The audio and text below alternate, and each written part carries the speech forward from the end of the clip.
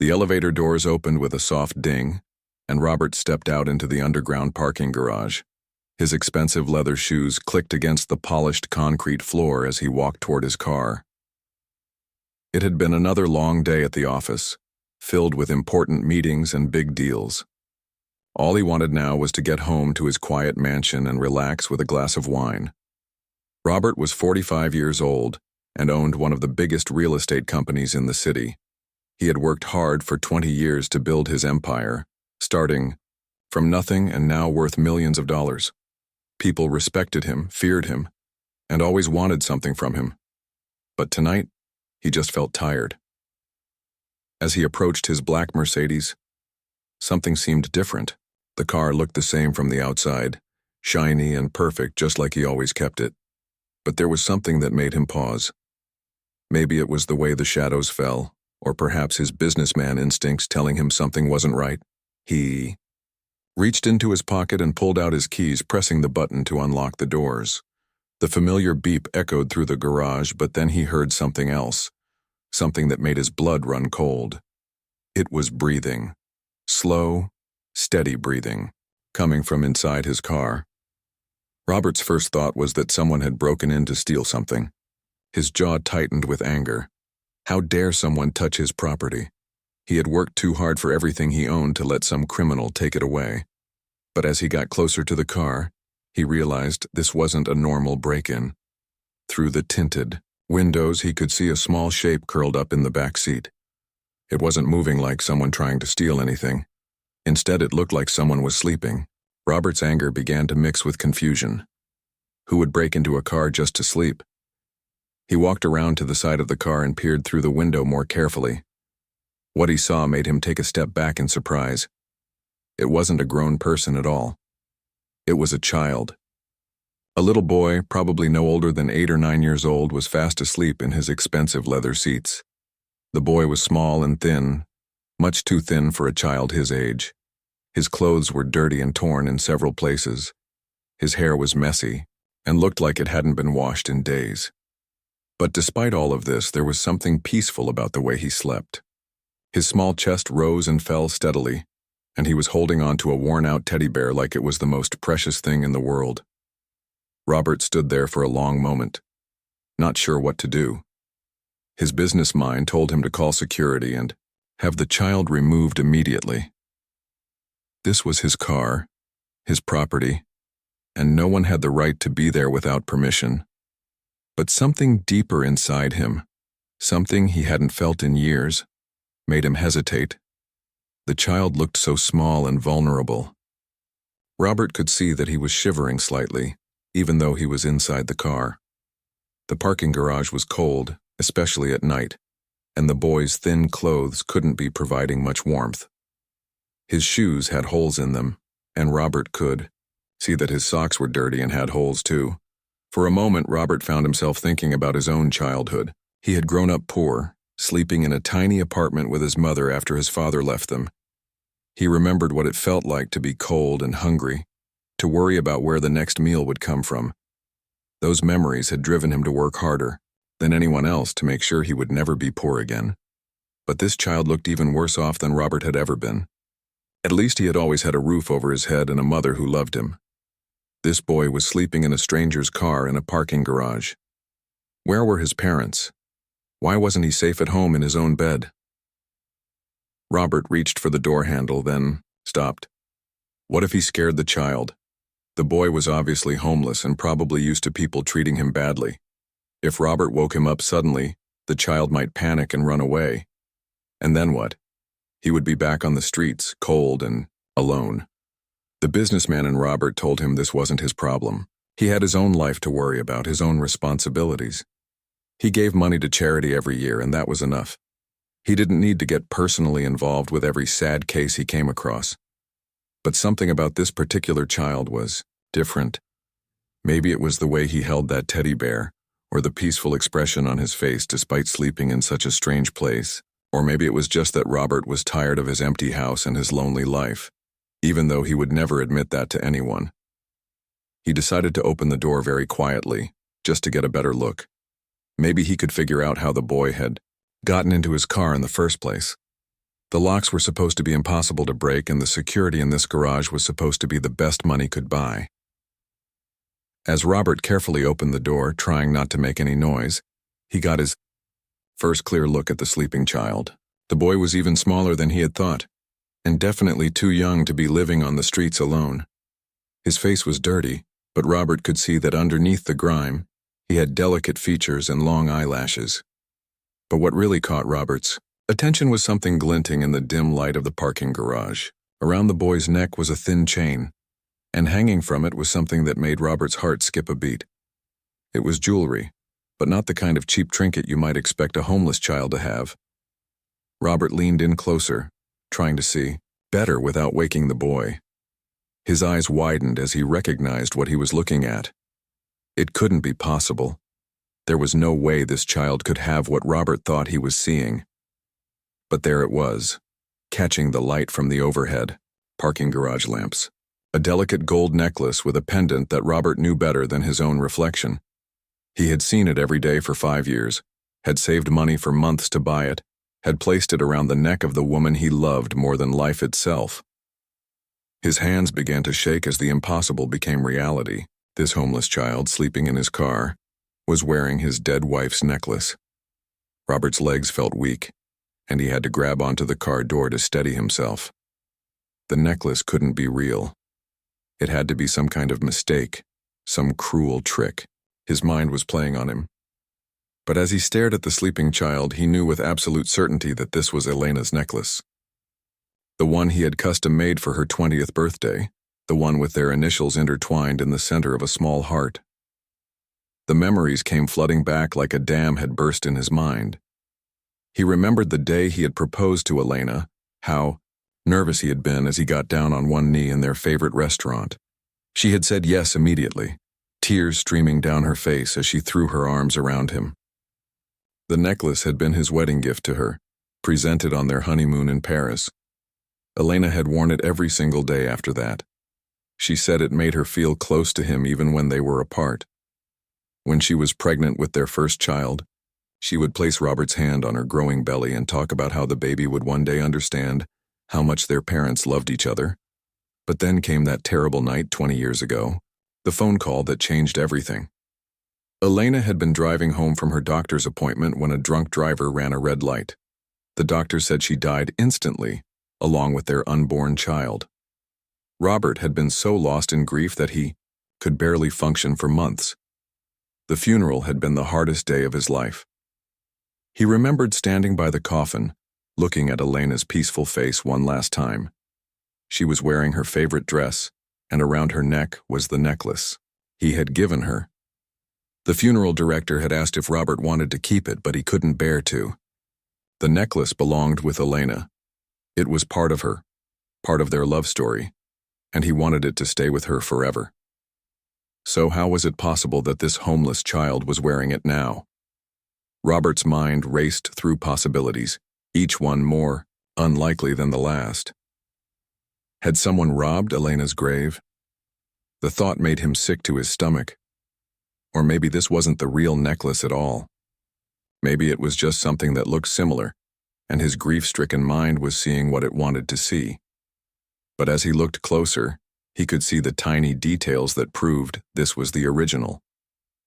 There was a small scratch on the back of the pendant where Elena had accidentally dropped it on their kitchen floor, and the chain had a specific pattern of links that the jeweler had designed specially for them.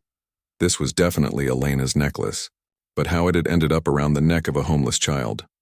Robert studied the boy's face more carefully, looking for any clue that might explain this impossible situation. The child was still sleeping peacefully, completely unaware of the storm of emotions he had triggered just by being there. His skin was olive-toned but what if the doctors had been wrong? What if, somehow, the baby had lived? What if Elena had survived long enough to give birth? And then... His hair was dark brown with natural curls that reminded Robert of something, though he couldn't quite place what. As Robert watched, the boy shifted slightly in his sleep, and the teddy bear fell from his arms onto the car seat. Without the bear to hold on to, the child's hand moved instinctively to the necklace, grasping it tightly as if it was his most precious possession. The gesture was so protective, so loving, that it reminded Robert of how Elena used to touch the necklace when she was nervous or thinking about something important. A crazy thought began to form in Robert's mind, but he pushed it away immediately. It was impossible. The doctors had been very clear about what happened that night. Elena and the baby had both died. There was no chance that either of them had survived. Robert shook his head, trying to clear away these impossible thoughts. He was letting his emotions cloud his judgment. Just because this child had Elena's necklace didn't mean anything more than that someone had stolen it and sold it. And somehow it had ended up with this boy. But even as he tried to rationalize the situation, Robert couldn't stop staring at the child's face. Now that he was looking more carefully, he could see similarities that made his heart race. The shape of the boy's nose was very much like Elena's, and those long eyelashes were exactly like the ones Robert had loved to watch flutter when Elena was falling asleep. The child's hand was still wrapped around the necklace, and Robert could see that his fingers were long and delicate, just like Elena's had been. She had always been proud of her hands, saying they were perfect for playing piano, which she had done beautifully.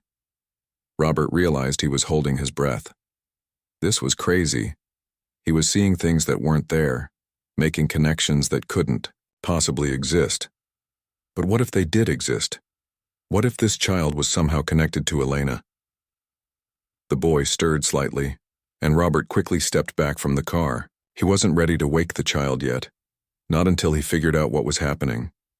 His mind was spinning with questions that seemed to have no answers. If this was Elena's necklace, how had the boy gotten it? Had someone given it to him? Or had he found it somewhere? And if someone had given it to him, who was it and why?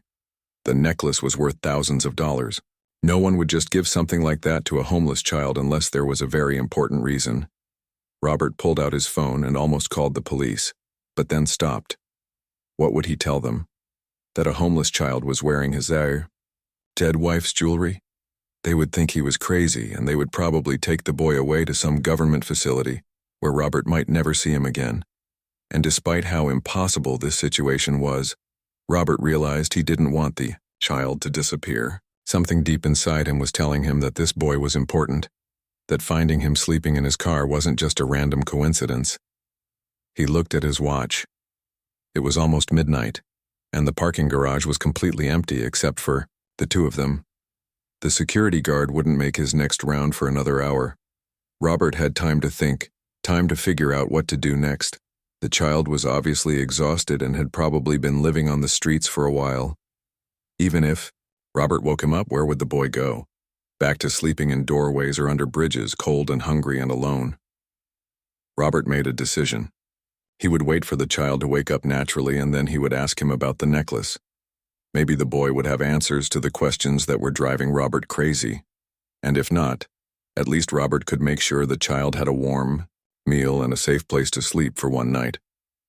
As he settled in to wait, Robert noticed something else about the sleeping boy. Even though his clothes were dirty and torn, they had originally been good quality. Someone had cared enough about this child to buy him nice things, at least at some point. So what had happened? Where was the person who had taken care of him? The boy's breathing was steady and peaceful, and Robert found himself thinking about all the nights he had wanted to watch his own child sleep. He and Elena had planned everything so carefully. They had painted the nursery yellow because they wanted to be surprised about whether they were having a boy or a girl. Elena had spent hours reading books about parenting and talking to Robert about what kind of parents they wanted to be. All of that had died with Elena and their baby. Robert had never married again, never even seriously dated anyone else. How could he when the love of his life was gone forever? But now, watching this unknown child sleep in his car, wearing Elena's necklace, Robert felt something he hadn't experienced in 20 years. It was hope, mixed with fear and confusion, but definitely hope. Maybe this was crazy. Maybe he was setting himself up for more heartbreak. But for the first time since Elena died, Robert felt like the universe might be trying to tell him something. He just had to be brave enough to listen. Robert had been standing beside his car for nearly an hour when the boy finally began to stir. It started with small movements, a shift of the shoulders, a soft sigh, the teddy bear being pulled closer. Then the child's eyes fluttered open, and Robert held his breath. For a moment, the boy just lay there, staring up at the ceiling of the car as if trying to remember where he was. Then he turned his head and saw Robert standing there, and the peaceful expression on his face instantly changed to pure terror. The child scrambled to sit up so fast that he hit his head on the car's roof. He pressed himself against the far door, clutching his teddy bear with one hand and protectively covering the necklace with the other. His eyes were wide with fear, and Robert could see that he was trembling. "Please don't hurt me," the boy whispered, his voice hoarse and small. "I'm sorry, I'm really sorry, I know I shouldn't be here. I'll leave right now, I promise." Robert's heart broke at the fear in the child's voice. How many times had this boy been yelled at, chased away, or worse? How many people had treated him like he was nothing more than a problem to be solved? "Hey, it's okay," Robert said softly, holding up his hands to show he wasn't going to grab the boy. "You're not in trouble, I'm not going to hurt you." The child didn't look convinced. He was still pressed against the door, ready to run at the first sign of danger. His small fingers were wrapped so tightly around the necklace that his knuckles were white. Robert took a small step back from the car, trying to make himself seem less threatening. "My name is Robert. This is my car, but I'm not angry that you're here. I just want to make sure you're okay." The boy's eyes darted around the parking garage looking for escape routes. Robert could see him calculating whether he could get out of the car and run before Robert could catch him. "Are you hungry?" Robert asked gently. "When's the last time you had something to eat?" This question seemed to surprise the boy. He had probably expected to be yelled at or arrested, not offered food. His hand moved instinctively to his stomach, and Robert could see how thin he really was underneath his baggy clothes. I don't have any money," the boy said quietly. "That's okay," Robert replied. "I do. There's a restaurant just a few blocks from here. They make really good soup and sandwiches. Would you like to come with me and get something to eat?" The child looked at Robert suspiciously. "Why would you want to buy me food? I don't even know you." It was a smart question, and Robert realized that this boy had learned to be careful about trusting adults. That was probably a survival skill that had kept him safe on the streets. "You're right to be cautious," Robert said. "But I promise I'm not trying to trick you or hurt you. I just think everyone deserves a hot meal, especially kids." The boy studied Robert's face for a long moment, as if trying to decide whether he could be trusted. Finally, his stomach made a loud rumbling sound and he looked embarrassed. "I guess I am pretty hungry," he admitted. "What's your name?" Robert asked. "Tommy," the boy said quietly. "Tommy Rivera. Well, Tommy, why don't you come out of the car and we'll go get you something to eat? You can bring your bear with you." Tommy looked down at the worn teddy bear in his arms, then back at Robert.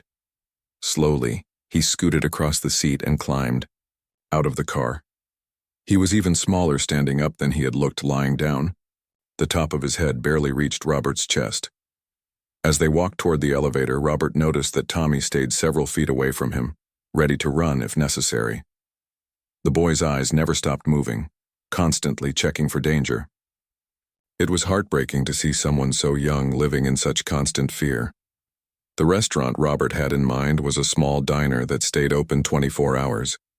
It wasn't fancy, but the food was good and the staff was friendly. More importantly, it was the kind of place where no one would stare at a dirty child or ask uncomfortable questions. When they arrived, the waitress showed them to a corner booth. Tommy slid into his seat and immediately grabbed the menu, studying it with intense concentration. Robert could see his eyes widen at the prices, probably wondering how anyone could afford to pay so much for food. "Order whatever you want," Robert told him, "and don't worry about the cost." Tommy ended up ordering a cheeseburger, fries, chocolate milk, and soup. When the food arrived, he ate like he hadn't seen a meal in days, which was probably true. Robert watched him carefully, noticing the way he protected his plate with his arms, as if someone might try to take it away. Between bites, Tommy began to relax a little.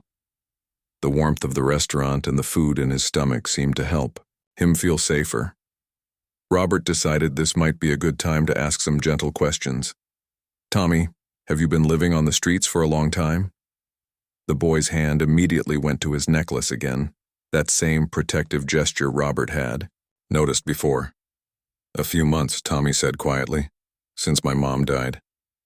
I'm sorry to hear about your mom, Robert said sincerely. What happened to her?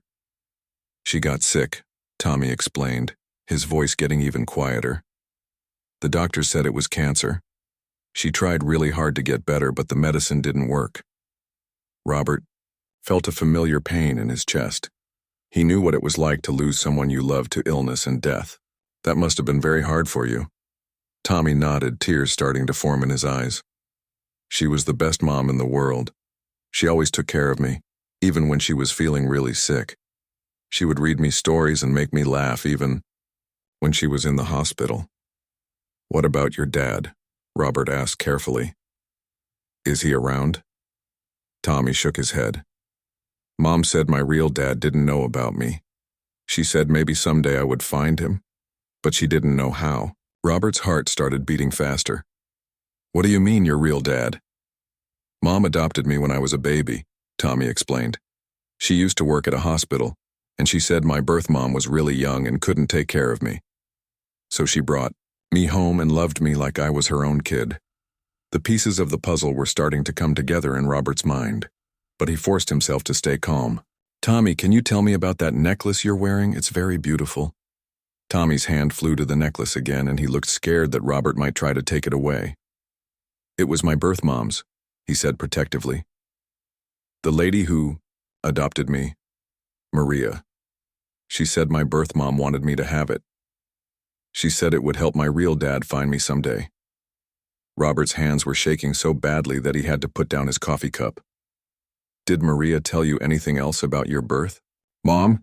She said her name was Elena, and that she was the most beautiful and kind person she ever met, Tommy said, his eyes getting dreamy. She said Elena loved me so much that even though she was dying, she made sure I would be safe and loved. The world seemed to stop spinning around Robert. Elena. The name hit him like a physical blow.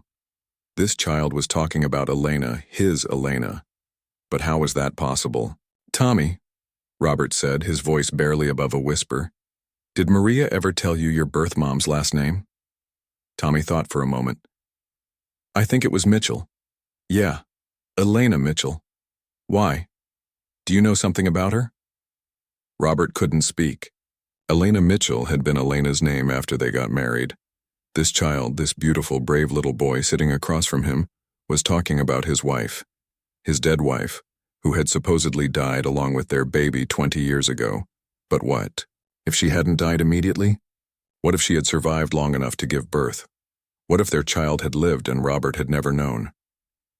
He looked at Tommy with new eyes, searching for more similarities to Elena. The shape of his face, the way he held his head when he was thinking, even the way he ate his food, it was all so familiar. Tommy, Robert said carefully, how old are you? I'll be 9 next month, Tommy replied. March 15th. Robert's heart stopped. Elena's accident had been in June, 20 years ago. If she had been about 6 months pregnant at the time, and if she had somehow survived long enough to give birth, the math worked perfectly. Robert reached across the table and gently touched Tommy's hand. The boy looked up at him with Elena's eyes, and Robert knew with absolute certainty that this was his son.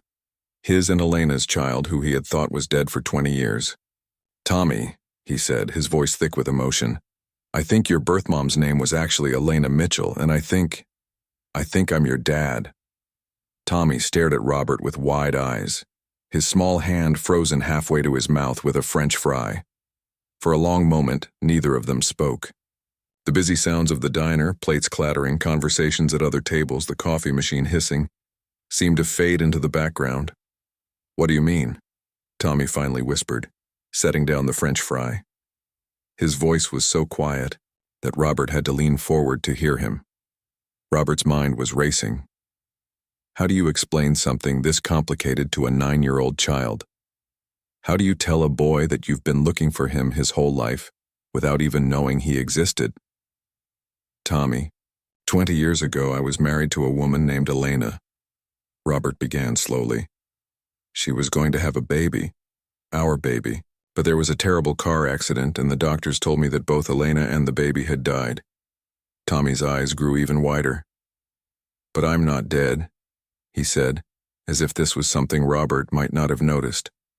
No, you're definitely not dead, Robert said with a small smile. Which means the doctors were wrong, or maybe something else happened that I never knew about. Robert pulled out his phone and scrolled through his photos until he found one of Elena. It was an old picture taken during their honeymoon, showing her laughing at something he had said. Her dark curls were blowing in the ocean breeze, and she was wearing the same necklace that now hung around Tommy's neck. He turned the phone so Tommy could see the picture. This is Elena, your birth mom. Tommy stared at the photo for a long time, then reached up to touch his own face. She looks like me, he said in wonder. Yes, she does, Robert agreed. And you look like her. You have her eyes and her smile, and the way you think about things before you speak, that's just like her too. But how do you know for sure that I'm your kid? Tommy asked. It was a practical question, and Robert was impressed by how smart this boy was. Well, we can do a test to be absolutely certain, Robert explained. But Tommy, I already know in my heart. You're wearing Elena's necklace. You were born at exactly the right time, and you look so much like her that it takes my breath away. Tommy was quiet for a while, processing this information. Robert could see the wheels turning in his mind, trying to understand how his whole life had just changed in the space of a few minutes. If you're really my dad, Tommy said carefully, then why didn't you come looking for me before? The question hit Robert like a punch to the stomach. Because I didn't know you existed, son. I thought you had died with your mom. If I had known you were alive, I would have moved heaven and earth to find you. But why didn't Maria tell you about me? Tommy asked. She knew who Elena was. She could have called you. Robert had been wondering the same thing. I think Maria was trying to protect you. Maybe she thought I wouldn't want you. Or maybe she was afraid I would try to take you away from the only mother you had ever known. People sometimes make decisions that seem wrong to us but make sense to them at the time. Tommy nodded slowly. Even at his young age, he seemed to understand that the world was complicated and that good people sometimes made choices that hurt other people. Maria was a good mom, Tommy said firmly. She loved me a lot, and she took really good care of me until she got sick. I'm sure she was wonderful, Robert said sincerely. And I'm grateful to her for raising you and keeping you safe. She sounds like an amazing woman. She was. Tommy agreed. Then he looked at Robert with a serious expression. So what happens now? Are you going to send me to an orphanage or something? Robert's heart broke all over again. This child had been through so much loss and uncertainty that he couldn't even imagine having a stable home with a parent who wanted him. Tommy, if you are my son, and I believe you are, then I want you to come live with me, Robert said. I want to take care of you and make sure you're never homeless or hungry again. I want to be your dad, if you'll let me. Tommy stared at him for a long moment. But you don't even know me. What if you don't like me once you get to know me? What if I'm too much trouble? Tommy, I have been missing you for your entire life without even knowing it, Robert said, his voice thick with emotion. There is nothing you could do that would make me not want you. You're my son. The boy's eyes filled with tears. Really? You really want me? More than anything in the world, Robert said, and he meant it with every fiber of his being. Tommy wiped his nose with his sleeve. Maria used to tell me stories about my birth dad. She said he would be strong and smart and that he would love me if he ever found me. She said that's why I should always wear the necklace so he would recognize me. Robert felt tears starting in his own eyes. Maria was right. I do love you, Tommy. I loved you before I even met you, and I'll love you for the rest of my life. They sat there in the diner booth, looking at each other across 20 years of separation and loss. Robert could see Elena in every expression that crossed Tommy's face, but he could also see something that was uniquely Tommy, a strength and resilience that had helped him survive on the streets. a kindness that hadn't been destroyed by all the hardship he had endured.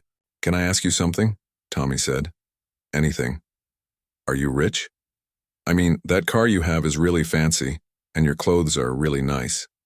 Robert smiled. "Yes, I have a lot of money. Does that worry you?" Tommy thought about this seriously. "A little bit. I've never had nice things before. What if I break something important?" "Tommy, things can be replaced. You can't be. If you break something, we'll fix it or buy a new one. That's not important." "What's your house like?" Tommy asked. "It's big. Probably too big for just one person. It has a lot of rooms and a swimming pool and a big yard. But you know what? It's been very lonely there by myself. I think it would be much better with you there." Tommy's eyes lit up. "A swimming pool? I've never been swimming before." "Well, we'll have to fix that," Robert said. "I'll teach you how to swim, if you want." "That would be cool," Tommy said. And for the first time since Robert had met him, the boy smiled a real smile. They talked for another hour, sharing stories and getting to know each other. Robert told Tommy about Elena, about how much she had wanted to be a mother, and how excited she had been about having a baby. Tommy told Robert about Maria, about how she had worked double shifts to make sure he had everything he needed, and how she had never made him feel like he was anything less than her real son. As the night went on, Robert could see Tommy starting to believe that this wasn't all a dream. The boy began asking practical questions about where he would sleep, whether he would have to change schools, and if he could keep his teddy bear. "Of course you can keep your bear," Robert assured him, "and we'll get you enrolled in a good school, and you'll have your own room with whatever kind of bed you want." "I've never had my own room before," Tommy said in wonder. "Well, now you will, and we'll decorate it however you like." Tommy was quiet for a moment. "Robert, can I call you Dad?" Robert felt like his heart might explode with happiness. "I would love that more than anything, Tommy." "Okay. Dad," Tommy said, testing out the word. Then he smiled again, bigger this time. As they got ready to leave the diner, Robert realized that his entire life had just changed completely. A few hours ago, he had been a lonely millionaire with no family and no real purpose beyond making more money. Now he was a father to a brave, wonderful little boy who needed him. It was the best trade he had ever made. 3 weeks later, Robert stood in the doorway of what had once been his home office, watching Tommy carefully arrange his few possessions on the shelves of his new bedroom. The DNA test results had come back the day before, confirming what both of them already knew in their hearts. Tommy was definitely Robert's son. The transformation in both of their lives had been remarkable. Tommy had gained 10 pounds of healthy weight. His hair was clean and shiny, and he had new clothes that actually fit him properly. But more importantly, the constant fear in his eyes had been replaced by something Robert had never expected to see so quickly: trust. "Dad, can you help me reach that top shelf?" Tommy called out, holding up a small framed picture. Robert walked into the room and lifted Tommy up so he could place the picture where he wanted it. It was a photo of Maria, taken at Tommy's 8th birthday party. She was smiling and had her arm around Tommy, both of them wearing silly party hats. "I want to be able to see her every day," Tommy explained as Robert set him back down. "She was my mom for 8 years. I don't want to forget her." "We'll never forget her," Robert promised. "She's part of our family now too, even though she's not here anymore. And I was thinking, maybe this weekend we could visit her grave and bring her some flowers." Tommy's face lit up. "Really? You'd do that?" "Of course. I want to thank her for taking such good care of you." Over the past 3 weeks, Robert had learned more about the woman who had raised his son. Maria Rivera had been a nurse at the hospital where Elena was taken after the accident. Apparently, Elena had survived for several hours after the crash, long enough to give birth to Tommy. She had been unconscious most of the time, but in her final moments, she had woken up just long enough to see her baby and whisper instructions to Maria about the necklace. The official records had been falsified to show that the baby had died along with Elena. Robert suspected that Maria had help from other hospital staff who felt sorry for her, a woman who desperately wanted children, but couldn't have any of her own. It had been wrong. But Robert found it hard to be angry when the result was that Tommy had been loved and cared for by someone who treasured him. "Dad?" Tommy said, sitting down on his new bed and bouncing a little to test the mattress. "Can I tell you something?" "Always," Robert said, sitting down beside him. "Sometimes I feel guilty for being happy here. Like maybe I'm forgetting about Maria or being disloyal to her memory." Robert put his arm around Tommy's shoulders. "Son, do you know what Maria's greatest wish was?" Tommy shook his head. "For you, to be safe and loved and happy. Every time you smile, every time you laugh, every time you feel secure and cared for. That's Maria's wish coming true. Being happy here doesn't mean you loved her any less." Tommy leaned against Robert's side. "I miss her a lot. I know you do, and that's okay. Missing people we love is natural, and it means we're keeping them alive in our hearts." They sat quietly for a few minutes, comfortable in each other's presence. Robert still couldn't quite believe how easily they had bonded. He had been worried that Tommy might have trouble adjusting to such a dramatic change in lifestyle, or that he might feel overwhelmed by suddenly having a father after living independently for so long. But Tommy was remarkably adaptable. He was also incredibly bright and curious about everything. He asked questions constantly, wanting to understand how things worked, why people behaved the way they did, and what his new life would be like. Robert found himself looking forward to their conversations more than anything else in his day. "Dad, can I ask you about my mom? Elena?" "Of course. What would you like to know?"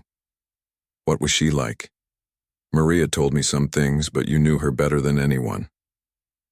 Robert smiled, thinking about how to describe Elena to their son. "She was the most kind-hearted person I ever met. She couldn't walk past a homeless person without giving them money, and she volunteered at the animal shelter every weekend. She loved to read, especially mystery novels, and she was always trying to guess who the killer was before the end of the book." "Did she like kids?" "She loved children. She wanted to be a teacher before she met me, and she was so excited about having you. She had already started buying baby clothes and toys, even though you weren't supposed to be born for 3 more months." Tommy touched his necklace, as he always did when he was thinking about something serious. "Do you think she would have liked me?" Robert felt his eyes getting watery. "Tommy, she would have absolutely adored you. You have her kindness, her curiosity, and her strength. She would have been so proud of the boy you've become. I wish I could have met her." "She did meet you, son. She held you when you were born, and she made sure you would have her necklace to remember her by. In a way, she's been with you your whole life." Tommy nodded thoughtfully. "Maria used to say that people we love never really leave us. They just become part of who we are." Maria was a very wise woman. There was a knock on the bedroom door, and Robert's housekeeper, Mrs. Chen, poked her head in. "Excuse me, Mr. Robert, but dinner is ready." "Thank you, Mrs. Chen. We'll be right down." As they headed downstairs to the dining room, Tommy slipped his hand into Robert's. It was such a simple gesture, but it filled Robert with more joy than any business deal or financial success ever had. "Dad?" Tommy said as they reached the bottom of the stairs. "Yes?" "I'm really glad you found me in your car that night." Robert squeezed Tommy's hand gently. "Me too, son. It was the best thing that ever happened to me." Over dinner, Tommy told Robert about his day at his new school. He had been nervous about starting in the middle of the school year, but his teacher, Ms. Patterson, had been very welcoming, and he had already made 2 friends named David and Luis. "They want to come over this weekend and swim in the pool," Tommy said hopefully. "Is that okay?" "Absolutely. I'd love to meet your friends." I told them about how you're my dad and how I lived on the streets before, and they thought that was the coolest thing ever. They said I was like a character in an adventure movie. Robert was pleased that Tommy felt comfortable sharing his story. Dr. Williams, the child psychologist they had been seeing, had said it was important for Tommy to be open about his experiences, rather than feeling ashamed of them. "Speaking of adventures," Robert said, "I have a surprise for you." Tommy's eyes widened with excitement. "What kind of surprise?" Robert pulled out an envelope and handed it to Tommy. "Open it and see." Inside, The envelope were 2 airplane tickets. Tommy stared at them, trying to sound out the destination. Paris, France. We're going to Paris? That's where your mom and I went on our honeymoon. I thought maybe you'd like to see the places she loved, and I could tell you more stories about her. Tommy jumped up from his chair and hugged Robert tightly. This is the best surprise ever. When do we leave? Next month, during your spring break. We'll spend a whole week there. As Robert hugged his son back, he thought about how much his life had changed since that night in the parking garage. He had gained not just a child, but a purpose. Tommy needed him, depended on him, and loved him unconditionally. In return, Tommy had given Robert something he thought he had lost forever: a family. The house that had once felt empty and cold now felt warm and alive. There were toys scattered around the living room, children's books on the coffee table, and the sound of laughter echoing through the halls. Robert had hired a tutor to help Tommy catch up on the schooling he had missed while living on the streets, but he had also made sure to schedule plenty of time for just being a kid. They played video games together, watched movies, and went to baseball games. Robert taught Tommy how to swim, just as he had promised, and Tommy turned out to be a natural athlete. They were planning to sign him up for the swim team at school in the fall, but perhaps the most meaningful times were the quiet moments they spent together. Tommy loved bedtime stories, and Robert found himself making up elaborate adventures about brave knights and magical kingdoms.